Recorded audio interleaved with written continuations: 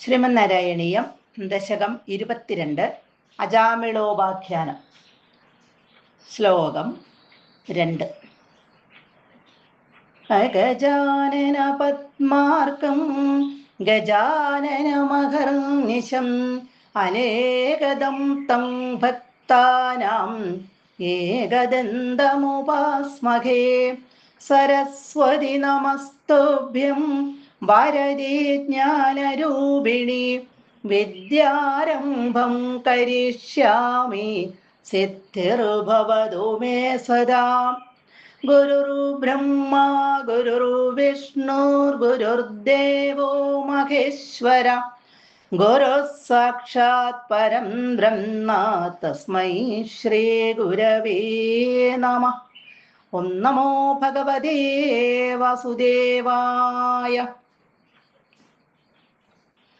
സ്വതഃപ്രശാന്തോപി തഥാ ഹൃദാശയ സ്വധർമ്മമുത്സൃജ്യ തയാ സമാരമൻ അധർമ്മകാരീ ദശമീ ഭവൻ പുനർദദൗ ഭവൻ നാമയുധേ സുരേരതിം.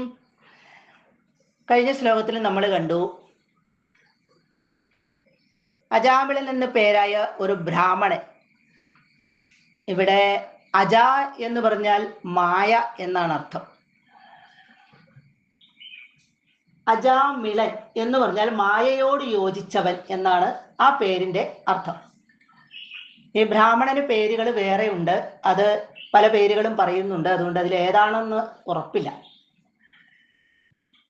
അങ്ങനെയുള്ള ഈ അജാമിളൻ, ഇവിടെ ഈ ബ്രാഹ്മണൻ അച്ഛൻ്റെ വാക്ക് കേട്ടിട്ട്, അച്ഛൻ പറഞ്ഞതനുസരിച്ച് ദർഭ, ചമത മുതലായവയൊക്കെ ശേഖരിക്കാനായിട്ട് ഒരു ദിവസം കാട്ടിലേക്ക് പോയി.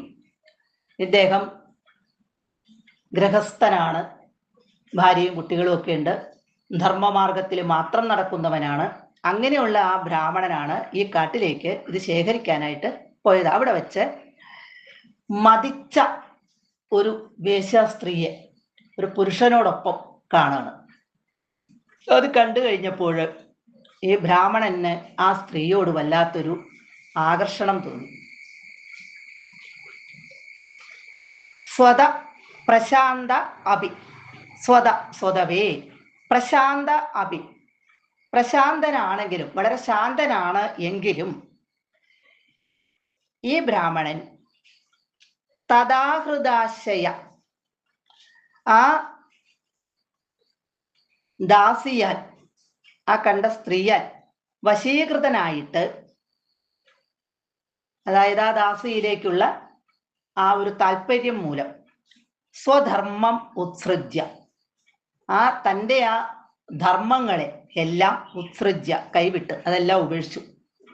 തയാ എന്നിട്ട് അവളോട് കൂടി സമാരമൻ ഉല്ലസിച്ച്, അധർമ്മകാരി ഇവിടെ അധർമ്മങ്ങൾ ആചരിച്ചു, അധർമ്മ ചെയ്യുന്നവനായിട്ട് അധർമ്മിയായിട്ട് മാറി.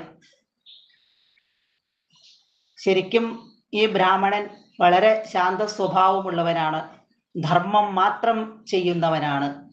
പക്ഷേ ഈ സ്ത്രീയെ കണ്ട് ആ സ്ത്രീയിൽ ആകൃഷ്ടനായിട്ട് ആ സ്ത്രീയോട് കൂടി ജീവിക്കാൻ തീരുമാനിച്ചു.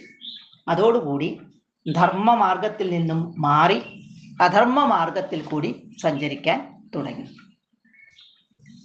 അങ്ങനെ ഒരുപാട് നാള് കഴിഞ്ഞു, കുട്ടികളും ഉണ്ടായി.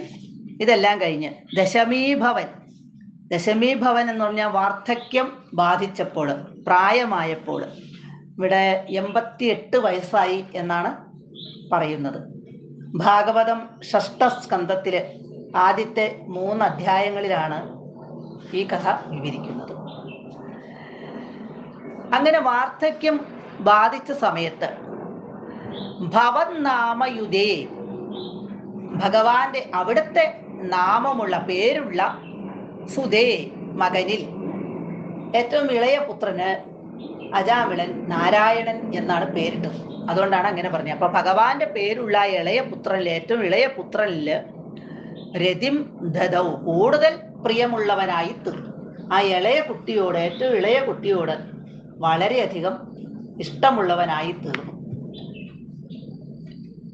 പ്രായമായി ഈ അജാമിളന് അപ്പോൾ ഇളയ മകനോടായിരുന്നു ഏറ്റവും കൂടുതൽ ഇഷ്ടം. അവനാണെങ്കിൽ ഭഗവാന്റെ പേരുമാണ് ഇട്ടിരിക്കുന്നത്. സർവത്ര ഗോവിന്ദ നാമ സങ്കീർത്തനം ഗോവിന്ദ ഗോവിന്ദ.